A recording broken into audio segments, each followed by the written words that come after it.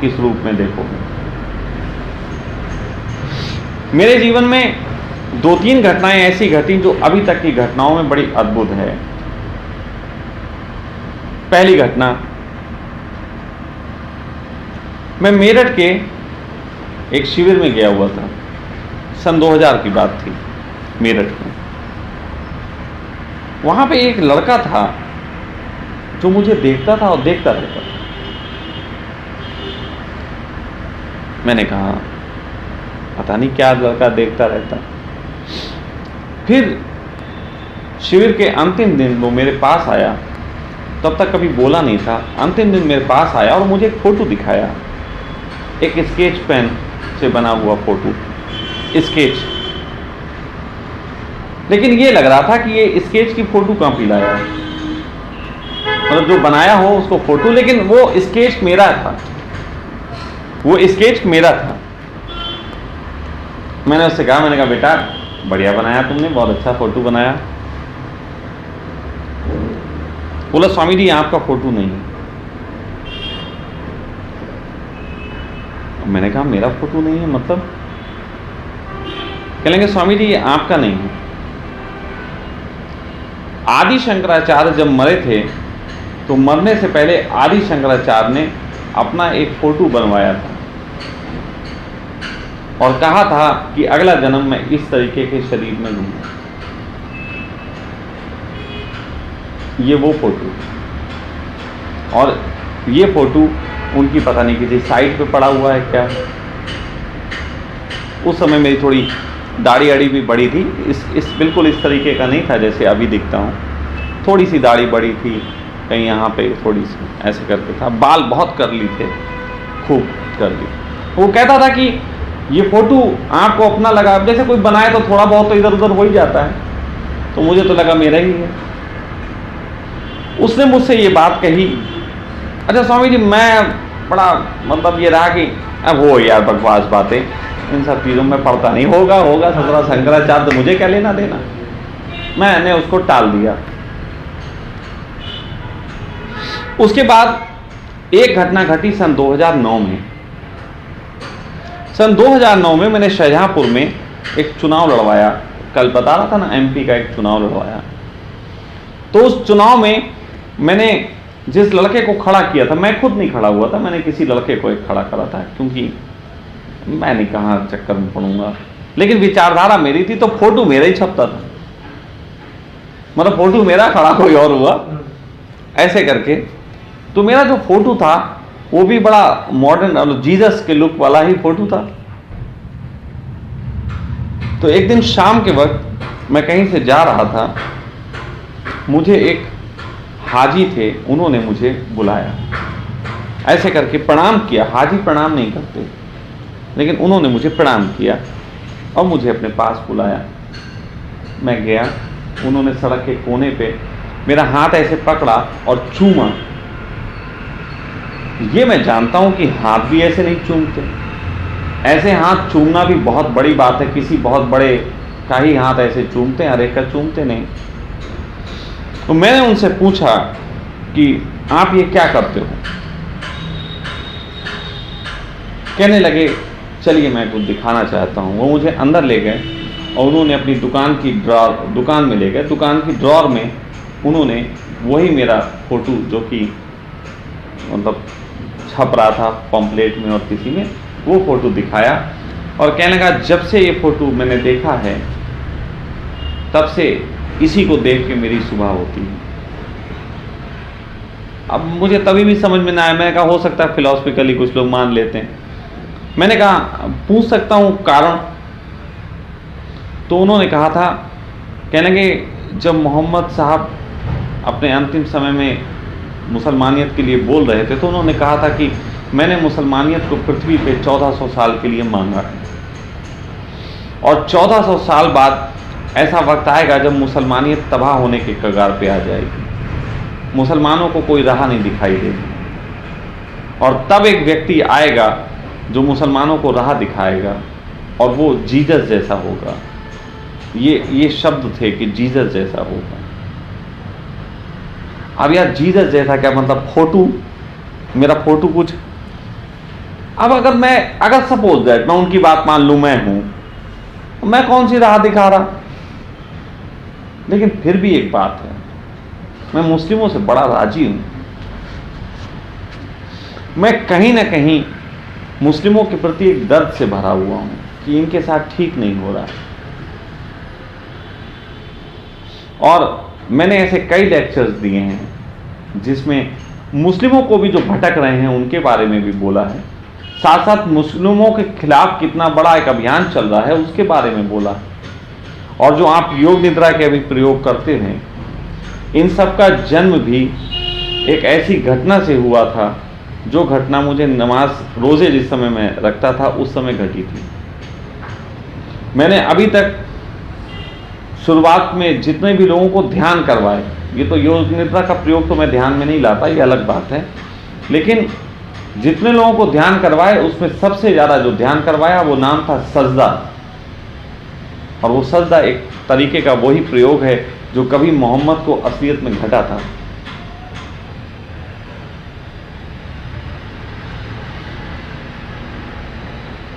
फिर एक तीसरी बात है जिसे आप सुनोगे तो तब आपको लगेगा मामला कुछ तो है। स्वामी जी, मेरे जैसे बाल हैं और मेरी जैसी दाढ़ी है। पिछले 20 सालों में कई बार ऐसा हुआ मैंने थोड़ी दाढ़ी बढ़ाई, कभी कभी बाल थोड़े छोटे कर लिए, लेकिन जब कभी भी मैं वो जीसस वाले लुक से थोड़ा सा भी बदला, मेरे चारों तरफ दिक्कतें पैदा हो जाती। जब मैंने ऐसा किया कि मैं थोड़ी दाढ़ी करा लूं, मैंने फ्रेंच भी रखा, जब मैंने किया मुझे जैसे दिक्कतें टूट पड़ती हैं। और मैं कई बार ऐसा कर करके देखता हूं कि देखूं यार अब टूटा। मैं कई बार, अभी भी मेरा 2-3 दिन पहले ऐसा बहुत चल रहा था, बढ़ने देते हैं यार दाढ़ी, देखते हैं। ऐसा नहीं कि मैं घबराता हूं दिक्कत से, लेकिन मुझे ये लगता है कि जब अस्तित्व मेरा साथ छोड़ देता है, ऐसा लगता है कोई चीज़ मेरा साथ छोड़ गई, तो मैं उसके लिए फिर दोबारा वही रूप रख लेता हूं। जैसे एक प्रेमिका अपने प्रेमी को लुभाने के लिए श्रृंगार कर लेती है, मैं भी ऐसा ही एक श्रृंगार कर लेता हूं उसके लिए, क्योंकि वो उस रूप से राजी है। लेकिन समझ नहीं पाता ये रूप मेरा बचा क्यों रहा है। कुछ तो होगा। तो पिक्चर अभी बाकी है, न जाने किस तरफ जा रही कहानी। अभी अमेरिका ने, अभी मैं देख रहा था क्योंकि 2 दिन से टीवी नसीब हुआ था, तो टीवी में देख रहा था कि अमेरिका ने अभी पाकिस्तान को अपनी धन जो दे रहे थे उसको रोक लगा दी, और पाकिस्तान को कहा कि ये आतंकवादियों को अड्डा देता है, आतंकवादियों को ठिकाना देता है। भारत बहुत खुश है इसमें, लेकिन मैंने ये सब अमेरिका करेगा ये 4 साल पहले बोला था, और पूरे उसके एक एक प्रमाण दिए थे कि किस किस तरीके से अमेरिका बदतमीजी दिखा रहा है, किस किस तरीके से ये खाएगा पाकिस्तान को, और हिंदुस्तान को क्यों सावधान रहना चाहिए। क्योंकि हिंदुस्तान, ऐसा नहीं कि मुझे मुस्लिमों से प्रेम है तो फिर इनसे नहीं है, मतलब उन पे मेरा थोड़ा सा ज़्यादा भाव बनता है। लेकिन ये जो हिंदू हैं इनसे मुझे कोई नाराज़गी नहीं है, लेकिन ये बेवकूफ़ी दिखा रहे हैं। अमेरिका जिस तरीके की हरकतें करता है उससे ही पूरी दुनिया में आज आतंकवाद और सब छिड़ा हुआ है, अमेरिका के कारण। और कहीं ना कहीं मेरा अपना ये मानना है, अमेरिका से भी अभी कभी मेरी बात हो जाए, मैं उसको भी कहना चाहता हूँ, जितनी राजनीति करके तुम अपने को सेव कर रहे हो, जो कर रहे हो वो उस वीडियो में आप देख सकते हैं, उससे कम में तो सिर्फ सहयोग कर देते वो काम हो जाता है। मुस्लिमों को अधिकतर अमेरिकाई जाना जाते हैं, मुस्लिमों को अधिकतर अमेरिका में मैं मुस्लिम की बात, मैं थोड़ा समझो बात को, मैं मुस्लिम का मतलब कोई विशेष कौम से मेरा नहीं है। तुम्हें शायद नहीं पता, ये जो तुम आज प्रयोग भी कर रहे हो, ये प्रयोग भी जो हैं वो जहाँ से आए हैं वो सूफीज़्म से गुजरे हैं, और मुस्लिम जो हैं सूफीज़्म का हिस्सा हैं। सूफीज़्म जो थे वो मुस्लिम नहीं हैं, बल्कि मुस्लिम सूफीज़्म का हिस्सा हैं। अब और लंबी कहानी जाएगी तो कहूँगा तुमसे कि सूफीज़्म की शुरुआत कृष्ण ने की थी। जब चाहो इस पे बैठ के चर्चा कर लो, मैं खोल दूंगा पूरी एक एक चीज़ खोल दूंगा, और फिर रिकॉर्ड तुम खुद चेक कर लेना। कुछ चीज़ें हमेशा ही दबी रह जाती। तो सबसे पहले पृथ्वी पे जिस तरीके के धर्म के उदय की बात की वो कृष्ण ने ही की। उससे कृष्ण ने धर्म को सभ्यता के योग्य बनाया। पहले की सभ्यता में धर्म अलग था और सभ्यताएं अलग थीं। कृष्ण पहले ऐसे व्यक्ति थे जिन्होंने धर्म को एक दूसरे आयाम में जगत कल्याण के लिए कहने की कोशिश की। ये बात अलग है, वो कोशिश आज तक कोशिश ही रह गई है, बहुत सफल नहीं हो पा रही है। मेरा दर्द वहीं पे है, तुम मेरी बातें सुनो, मैं लगातार यही चीज कह रहा हूं कि हम एक अच्छा परिवार ही ऐसा निर्मित कर सकते हैं, ऐसा समाज निर्मित कर सकते हैं जहां हर व्यक्ति की चेतना खिले और उसे ध्यान के लिए सन्यासी होने की जरूरत ना पड़े।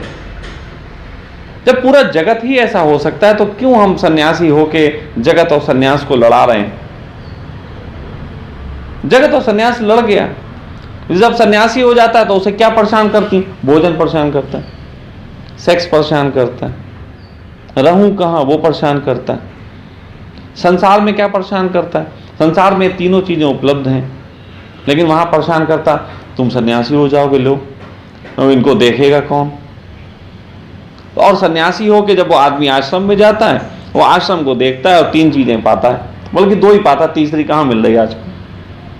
भोजन और मकान तो मिल भी जाता है रहने को, तीसरा तो मिल ही नहीं पा रहा। तो फाइनली जो बात है, मेरा जो कंसेप्ट कोई मुस्लिम सो कॉल्ड धर्म की बात नहीं है, लेकिन उनका जो पूरा पैटर्न तैयार है वो एक बहुत समझदारी के साथ तैयार किया गया पैटर्न है। उन्होंने तलाक को आसान बनाया, विवाह को मुश्किल बनाया। ओशो भी तो यही कहते हैं।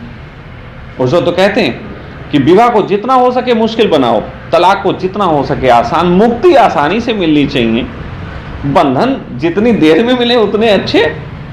उन्होंने तब कर लिया था, हम आज तक उन्हें समझे नहीं। उन्होंने तब देख लिया था कि कैसे प्रोटीन उपलब्ध हो सके, और उसके लिए उन्होंने ये गाय आय वाला मुद्दा तो अब उठा दिया। सच बात तो ये मोहम्मद साहब ने बकरे पालने को कहा था। उन्हें कहा एक परिवार 4 बकरे पाले, 4 बकरी पाले, 1 बकरा पाले, और मामला ऐसे बढ़ जाएगा कि हर महीने 2 बकरी काट सकता है, प्रोटीन ले ले। उन्होंने प्रोटीन पे काम किया।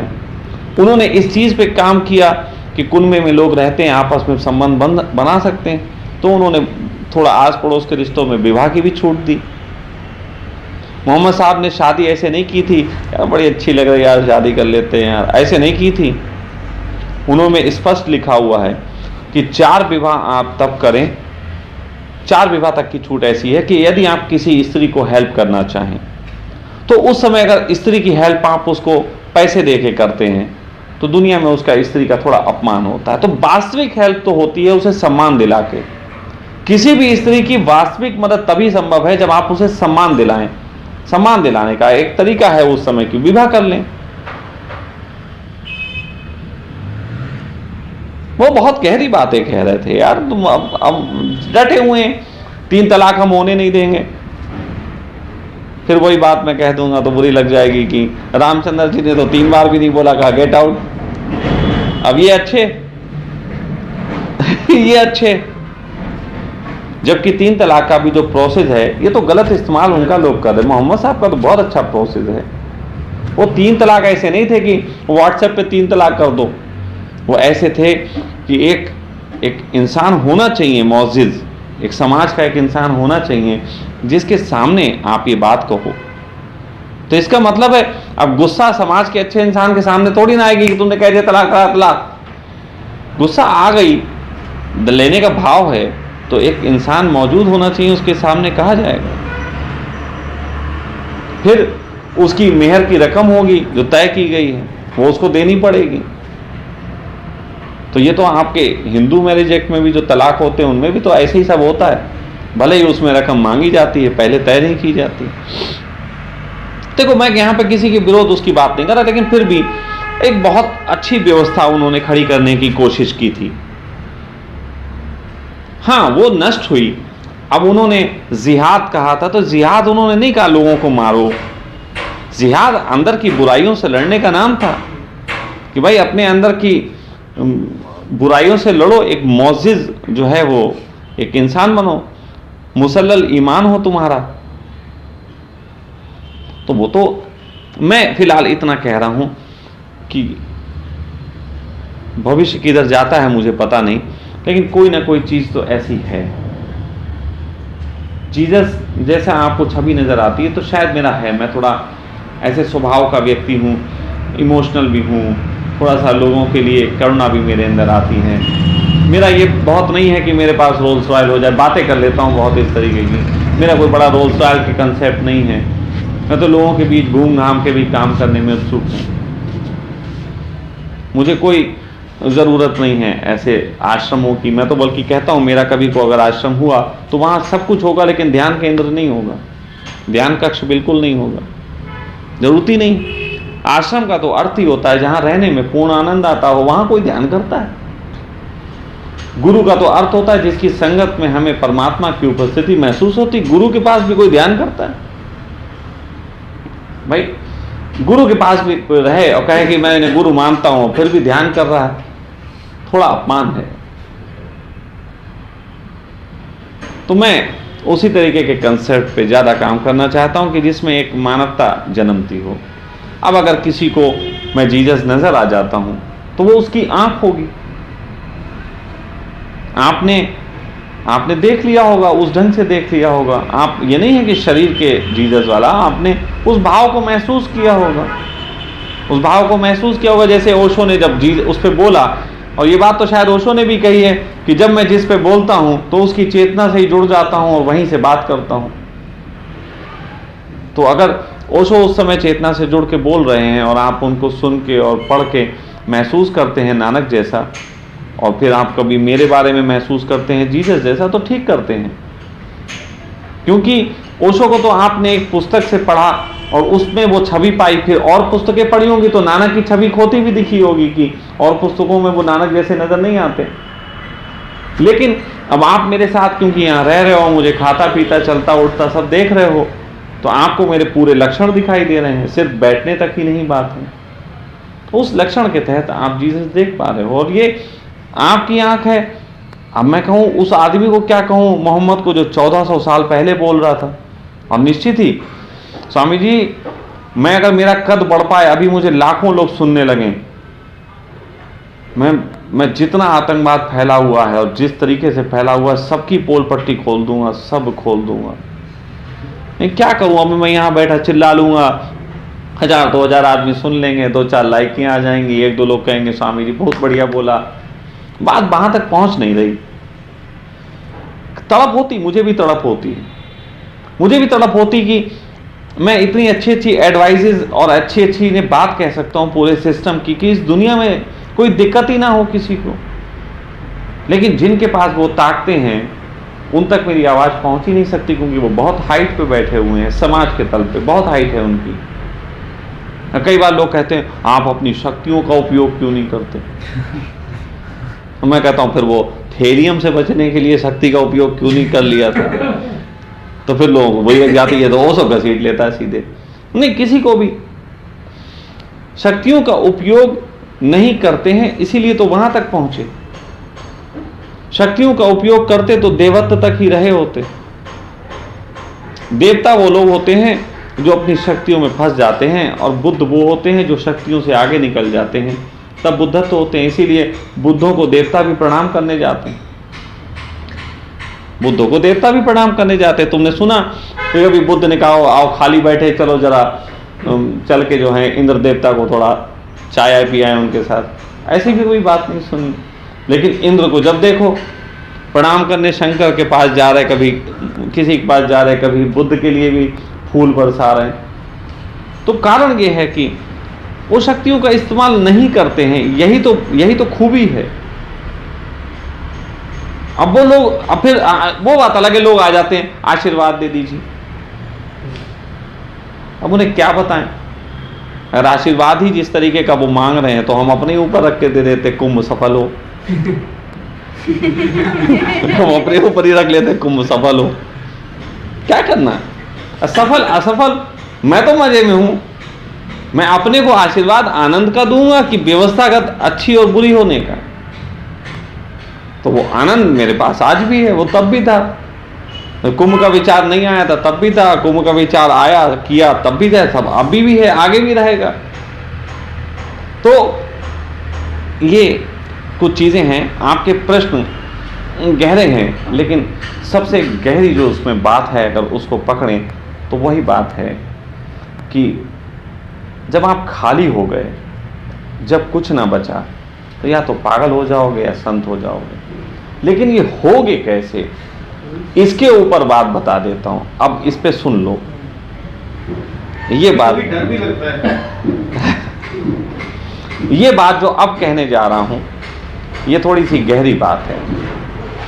ये प्रयोग मैंने एक के ऊपर किया हुआ है, और इस प्रयोग के जो नतीजे हैं वो तो खैर बाद में बात, लेकिन यही एक प्रयोग है जो करने योग्य है आपकी। उसमें थोड़ा सा सुनिएगा, पूरी घटना सुनिएगा।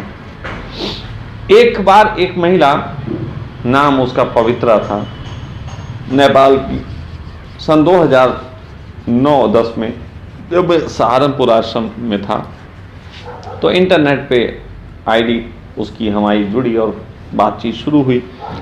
वो एकदम मेरे प्रेम में पड़ गई कि अब कोई मिला है ऐसा जीवित जिससे बात हो सकती है। लेकिन मैं उसे देख रहा था कि वो भी संसार में उलझी। मैंने उससे कहा कि तू मेरे चक्कर में ना पड़, क्योंकि अभी तू संसार में जी रही है, मैं आग हूँ और बहुत कर रही आग हूँ, मुझे बर्दाश्त नहीं कर पाएगी। उसने कहा मैं घर तबाह कर दूंगी, लेकिन मुझे अब इस आग में जलना है।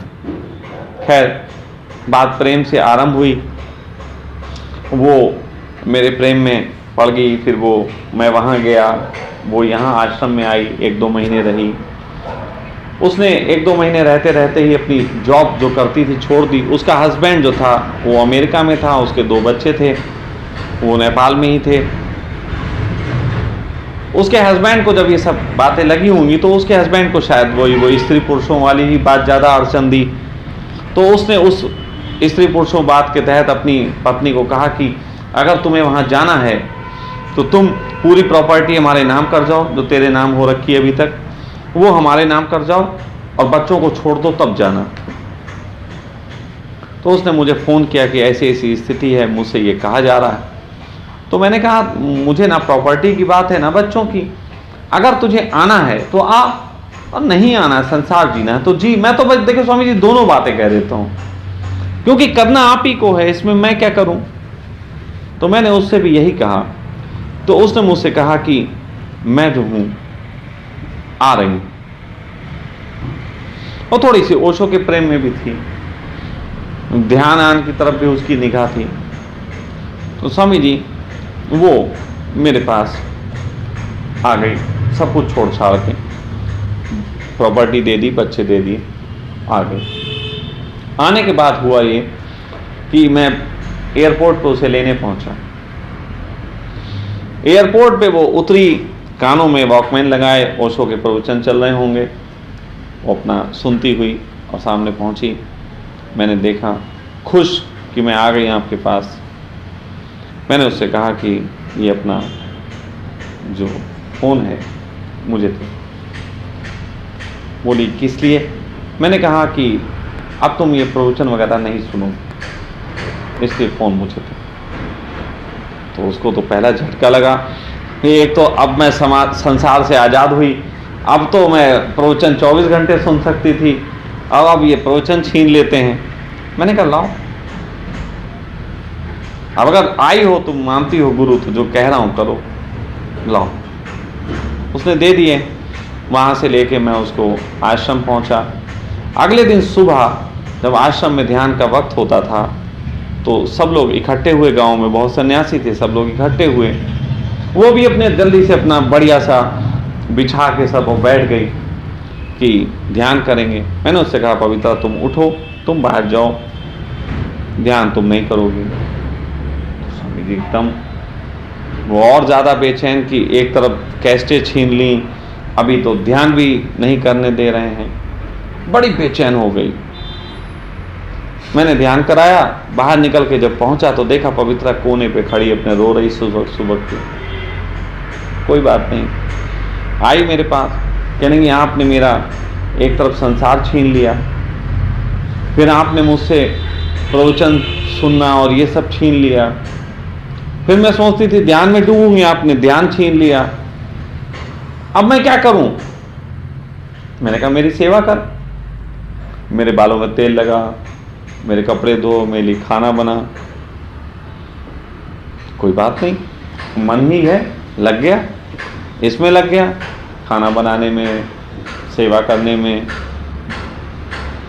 5 या 6 दिन बीते होंगे कि मुझे कहीं जाना पड़ा और इंस्ट्रक्शन बिना ध्यान करेगी ना सुनेगी कुछ प्रवचन, और मैं चला गया।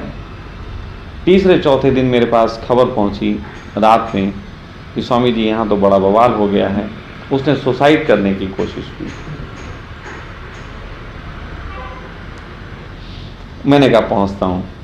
मैं नेक्स्ट डे पहुंचा, मार रो रो के उसका बुरा हाल, आंसू ही आंसू बहे जा रहे, और सुनने में आया कि 24 घंटे से 48 घंटे से बह ही रहे हैं। मैंने उससे कहा बोलो। रात्रि का वक्त था, लगभग 10-11 बजे होंगे, और मैंने उससे पूछा बोलो तुम्हें क्या कहना है? कहने की आपने सब छीन लिया मेरा, अब मैं क्या करूं, मर जाऊं? आपने तो फिर भी पागलपन तक बात कही। असली बात तो मरने की होगी, वो पागलपन शब्द आ गया, लेकिन असल में आप भी कहना चाहते हो कि मर जाऊं इससे अच्छा। तो उसने मुझसे बोला कि मैं मर जाऊं। मैंने कहा तुझे आज तेरी चैट पढ़ाता हूं जो हम लोगों ने 1 साल पहले कही थी। मैंने उसकी चैट पढ़ाई। मैंने कहा यहाँ देख, मैंने कहा था कि मेरे चक्कर में मत पड़ना, मैं बहुत आग हूं, और तूने कही थी मुझे इस आग में एक बार जल के देखना है। याद है? भूल गई? क्योंकि तुम तो वादा मांगते हो, भूल जाते हो। तुमने तो कहा मूंगफली लिया ना, हम तो मूंगफली लेने चले गए। अब जब लेके आए हैं तुम बोल रहे हो अब तो हम खाने का मन ही नहीं है। तो मैंने उसे पढ़वाया, मैंने कहा वादा? कहने की हाँ कहा था, लेकिन ऐसा। हमने कहा और कैसा होता है? और क्या आग तापने को कहा था? हम तो जलने की बात कही थी। बोली मैं क्या करूं, मैं मरने का। मैंने कहा अब सुनो मेरी बात। मैंने कहा आज के बाद मैं तुम्हें सब चीजें तुम्हारी वापस करता हूं, तुम्हारा मोबाइल, तुम्हारे साधना, और तुम्हारे बच्चे भी, तुम्हारे पति भी, सब वापस मिलेंगे तुम्हें। लेकिन एक चीज कह दूं कि संसार में एक बार ऐसा फिर होगा कि तुम्हारे जीवन में ऐसा वक्त आएगा कि सब खाली हो गए, क्या मर जाऊं?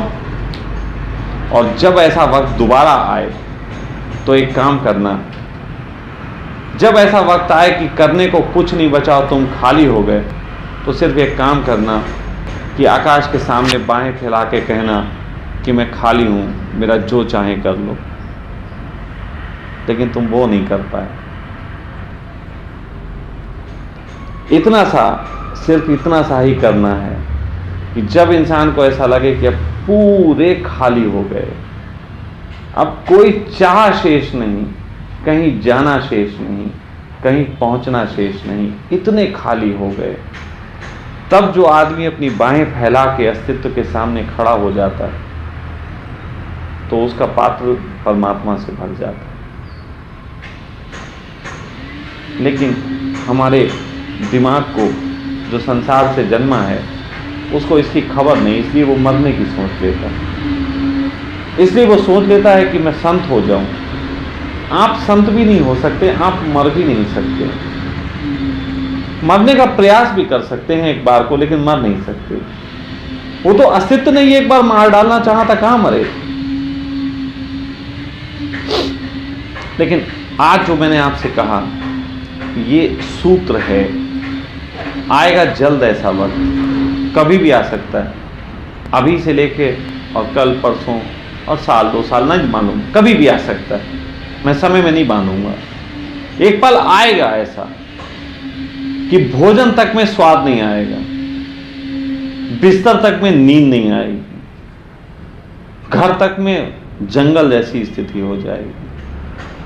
हो सकता है एक भी मित्र से बोलने का मन ना करता, किसी भी गुरु के पास जाने का भी भाव नहीं बचेगा, ये भी बता दे। और जब ऐसा वक्त आए और लगे सब छोड़ देने योग्य है, तो मेरी इस बात का स्मरण कर लेना, वही वक्त है परमात्मा के आवाहन का, वही वक्त है। इसी संबंध में कहा गया कि गुरु तुम्हें ज्ञान नहीं देता, गुरु तुम्हें सिर्फ आंख देता है, पहचान देता है कि कौन से लम्हे होंगे, वो कौन से लम्हों के संबंध में बात होगी, वो पहचान दे रहा हूं आपको। बात सबके बीच पूछ ली है तो सबके बीच ही बता रहा हूं, और सबके लिए बता रहा हूं, क्योंकि एक वक्त कोई ऐसा नहीं है जो इतना थक ना जाता हो। कुछ लोग मृत्यु से ठीक पहले भी इतना थकते हैं, मृत्यु के ठीक पहले, लेकिन जो इतना थकने के बाद एक बार को शरीर ढीला छोड़ के, अकड़ के नहीं, अकड़ के नहीं कि मैं खाली हूं, आ जाओ यूज कर लो आके, ऐसा नहीं। एक बार को बिल्कुल ढीला शरीर, जिसमें कतई अहंकार ना हो, इतना ढीला कि बस जैसे शरीर में हड्डी है ही नहीं, ऐसा छोड़ के जो खड़ा हो जाता है वो परमात्मा का वाहन बन जाता है। जिसका कोई नहीं उसका ही खुदा है यार, जिसका कोई और है उसका खुदा तो नहीं हो सकता। तो बात पूछ ही ली, इसलिए मुझे उस महिला के बारे में आज नाम लेके बोलना पड़ा। लेकिन वो बहुत गहरी स्त्री थी, हाँ थोड़ी संसार से जुड़ी, जैसे सभी स्त्रियां जुड़ी होती। मैं तो दुआ करता हूँ उसके लिए कि परमात्मा उसके जीवन में फिर वो, वैसे तो सभी के लिए करूँगा लेकिन उसके लिए करता हूँ क्योंकि उसकी ज़्यादा तड़प थी, कि परमात्मा उसके जीवन में ऐसी स्थिति जैसी उस समय आई थी दोबारा लाए। अभी तो वो अमेरिका में अपने पति और बच्चों के साथ है। तो फिलहाल ये अवस्था स्मरण रखने योग्य है, क्योंकि ये आंख बनेगी, ये पहचान बनेगी और कभी भी आएगी, ये आती है, सबको आती, मुझे आई थी। ऐसी ही अवस्था थी कि जीवन में कुछ भी साथ नहीं बचा था। पड़ा थप्पड़, एक अंदर से आवाज आई, आए थे हरि भजन को ओटन लगे कपास, और ऐसा मौन घटा है कि 1.5-2 महीने चारपाई पे गुजर गया। ना भोजन मांगने का मन होता था, ना खाने का, ना कुछ भी, यूं ही पड़ा रहा। लेकिन वो ऐसा नहीं था कि हम मौन कर रहे हैं, हम छुपेंगे नहीं, कोई आ गया, ऐसा वाला नहीं था। थप्पड़ जब अंदर से पड़ते हैं, जगत से निराश, किसको पड़ते हैं जल्दी वो थप्पड़? ऐसे तो नहीं पड़ते। हाँ, अनजाने में कई बार वो पड़ते हैं, वो निराशा के पल होते हैं। लेकिन वही निराशा के पल होते हैं जब अंधकार सघन होता है, तभी आकाश के सारे तारे आपके लिए एक सूरज का काम कर देते हैं।